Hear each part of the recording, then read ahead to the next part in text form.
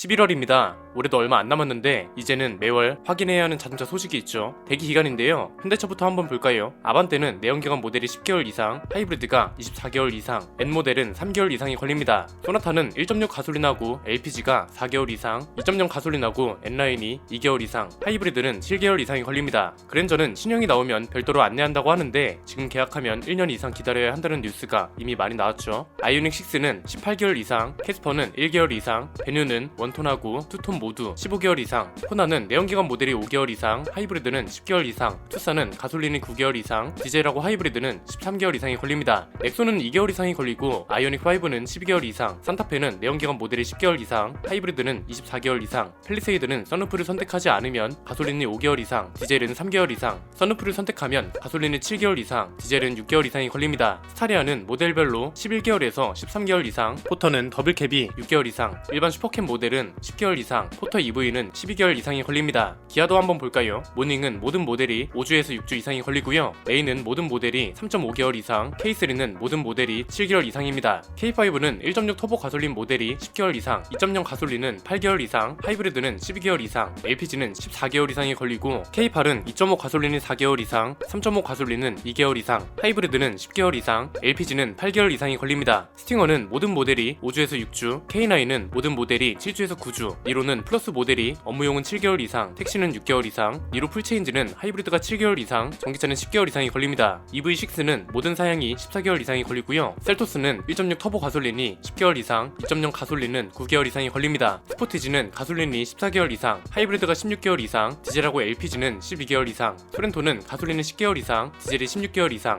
하이브리드는 18개월 이상이 걸립니다. 모하비는 3주에서 4주, 카니발은 가솔린이 6개월 이상, 디젤은 16개월 이상, 하이리무진은 모든 모델이 10개월 이상이 걸립니다. 공고는 디젤이랑 전기차가 10개월 이상, LPG는 11월 초에 아예 생산이 중단됐습니다. 마지막으로 제네시스인데요. 사실 여기가 제일 심각하죠. 짧으면 4개월에서 5개월 정도인데 G80이 10개월 이상, GV60하고 GV70 전기차는 12개월 이상, GV70 내연기관 모델은 올해 2월 이전에 계약한 건은 11개월 이상, 3월 이후에 계약한 건은 16개월 이상이 걸립니다. 제일 심각한 건 GV80입니다. 2.5 터보 가솔린 모델이 30개월 이상이 걸리고 3.5 가솔린 터보 모델도 26개월 이상, 디젤은 14개월 이상을 찍어버렸습니다. 11월 대기 기간은 이 정도면 정리가 될 것 같은데 현대차도 대기 기간이 너무 심각하다는 걸 깨달았는지 공장 변화를 강행하기 시작했습니다. 어떤 변화인지 순서대로 살펴보겠습니다. 방금 전에 봤던 것처럼 GV80이 이번 달에도 대기 기간 30개월 이상을 찍었습니다. 보니까 현대적으로 대기 물량만 135만 대에 달한다고 합니다. 135만 대가 밀려있다는 거니까 30개월 이상 대기도 이상하게 들리지가 않을 정도죠. 브랜드별로 보면 현대차가 75만 대, 기아는 60만 대 정도가 밀려있다고 합니다. 내수 시장이 해외보다 출구 적체가 심하다는 것도 부정할 수 없죠. 반도체 대란 이후로 환율 문제까지 겹치면서 기업 입장에선 해외에 수출하지 않을 이유가 없다고 말씀드렸잖아요. 다른 브랜드보다 현대차로 대기가 유독 심한 이유는 뭘까요? 그냥 판매량만 봐도 답이 나오죠. 30개월이라는 숫자가 나올 수밖에 없는 판매량이잖아요. 그런데 여기도 판매량이 많아지면 어떻게 될지 모르는 겁니다. 투레스도 지금 10개월 이상 대기가 필요하다고 하니까 현대차도 지금 수요가 그만큼 몰려있기 때문에 대기 기간이 계속 늘어나고 있다는 소리죠. 그런데 현대차도 대기 기간을 두고만 볼 수 없었는지 큰 변화 이야기가 나오기 시작했습니다. 이 변화가 앞으로 끼칠 영향 그리고 기대되는 점까지 크게 세 가지로 정리할 수 있습니다. 첫 번째는 홀류 생산 시스템의 도입 이야기가 나오기 시작했다는 겁니다. 이 얘기가 갑자기 왜 나왔냐면 울산 2공장 2라인에서 펠리세이드랑 산타페를 생산하거든요. 내년 1월 중순부터 보름 동안 설비 개선 공사를 진행하는데 공사가 완료된 이후에는 신형 산타페가 생산될 예정이라고 합니다. 이 소리는 뭔가요? 내년 초에 산타페 풀체인지가 출시된다는 거죠. 장기적으로는 이 공장에도 다차종 생산 시스템, 우리가 흔히 말하는 홀류 생산 시스템이 처음으로 도입될 수도 있다고 합니다. 현대차가 원래 홀류 생산이라는 게 없었거든요. 라인 하나에서 정해진 차종만 생산하는 공장이었습니다. 컨베이어 벨트 옆에 부품을 쌓아두고 작업자가 필요한 부품을 하나씩 가져다가 조립하는 방식이었다는 거죠.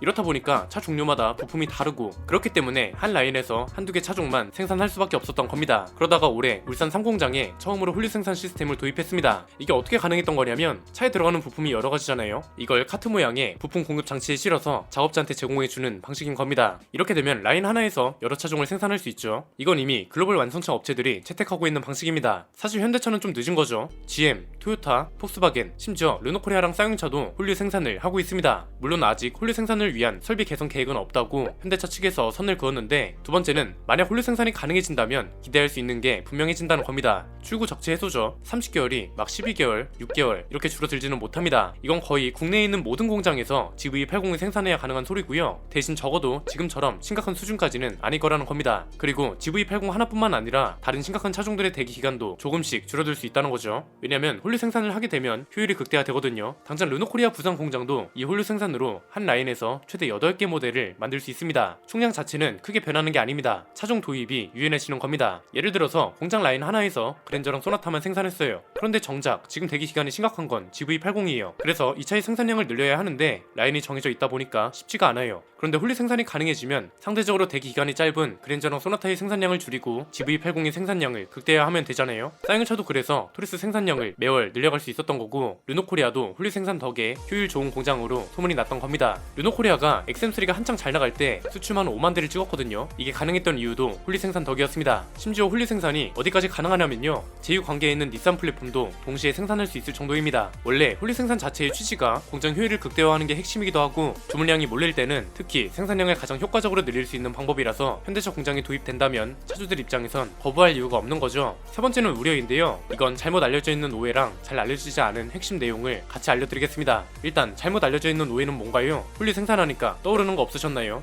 야, 지금도 조립 때문에 난리인데 차를 섞어서 생산한다고? 산타페에 팰리세이드 부품 들어가고 난리도 아니겠네, 이런 거죠. 그런데 이렇게 될 일은 없습니다. 이미 홀류 생산을 하고 있는 회사들이 오히려 조립 품질 문제가 적은 이유는 홀류 생산이 오히려 이런 조립 실수를 차단하는 방법이기 때문입니다. 이게 가능한 이유는 아까 제가 카트 모양의 자동 부품 공급 장치에 부품을 실어서 작업자한테 제공한다고 했잖아요. 이걸 AGV 시스템이라고 하는데, 이게 각 모델에 있는 부품을 한꺼번에 실어서 AGV에서 부품을 집어서 조립하는 방식이라 차에 맞지 않는 부품이 조립될 가능성을 차단합니다. 그래서 홀류 생산을 하게 되면 부품이 섞일 위험이 있다는 잘못된 오해라고 볼 수 있고요. 오히려 진짜 우려가 되는 건 노조랑 어떻게 합의를 할 거냐 이거죠. 일단 단기적으로 보면 이 변화를 그렇게 노조가 반가워할 이유가 없다는 겁니다. 왜냐면 어쨌든 내가 생산하는 차종이나 총량이 그만큼 늘어난다는 소리고, 이렇게 되면 일을 더 하게 되는 거잖아요. 일을 더 하게 되면 임단에 외서 당연히 관련 내용이 나올 텐데, 이걸 어떻게 협의하고 넘어갈지도 과제가 될 겁니다. 아마 분명 이런 주장을 하겠죠. 일하는 시간은 똑같을 수 있지만 일하는 양 자체가 많아지는데 월급을 동결하는 건 부당하지, 월급 인상해주고 성과급도 내놔, 이런 거죠. 매년 보던 거라 크게 이상하거나 하지는 않는데 사측은 골치가 아프긴 할 겁니다. 생산량만 늘리려다가 지출 비용도 늘어나게 생겼으니까요. 지금 현대차 내에서 생산직이 연구직보다 연봉이 높은 거 알고 계셨나요? 이미 너무 오를 대로 올라서 더 올리기도 참 난감할 겁니다. 대신 그런 건 있습니다. 협상의 카드로 쓰기 아주 좋은 게 하나 있는데, 노조가 항상 주장하는 게 고용 보장이잖아요. 전기차 생산으로 필요 인력이 줄어들더라도 고용은 유지하거나 늘려라 이건데, 여기서 홀류 생산의 장점을 어필할 수 있죠. 소비자 입장에선 생산 효율이 늘어난다는 게 장점이고, 회사랑 노조 입장에선 공장 가동이 중단될 일이 없다는 게 좋은 거죠. 왜냐면 만약에 내가 담당하고 있는 라인에서 차종 3개를 생산하고 있었어요. 그런데 이 중에 하나가 판매 부진으로 단종된다고 합니다.